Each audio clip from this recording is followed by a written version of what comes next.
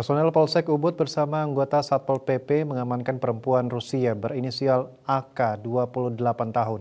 AK diamankan polisi karena diduga tidak membayar saat makan di Hotel Ubud, Kamis 4 Juli 2024. Kapolsek Ubud Kompol Gusti Nyoman Sudarsana mengatakan Kamis 4 Juli sekitar pukul 18.00 WITA AK memesan makanan di restoran hotel.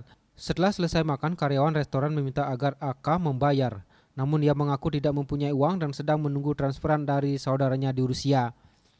Setelah ditunggu, AK tidak kunjung membayar tagihan makanan yang diordernya sebesar Rp300.000.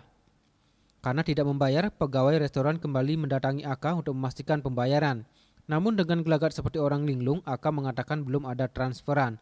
Pada pukul 18.05 WITA, pihak restoran menghubungi Polsek Ubud.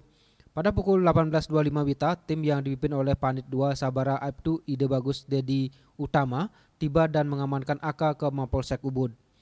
Polsek Ubud melaksanakan koordinasi dengan Satpol PP Kabupaten Gianyar untuk tindakan dan langkah upaya lebih lanjut. Kasatpol PP Kabupaten Gianyar Imade Wate membenarkan Polsek Ubud telah menyerahkan penanganan WNA atas nama AK berkebangsaan Rusia ke pihaknya. Satpol PP mengamankan WNA tersebut karena berulah dan saat diamankan dalam kondisi linglung. Pihaknya tidak membawa WNA tersebut ke Rumah Sakit Jiwa Bangli, melainkan ke kantor imigrasi Denpasar. AK telah diamankan, selanjutnya diserahkan ke kantor imigrasi untuk dideportasi. Wirnaya Bali Pos melaporkan.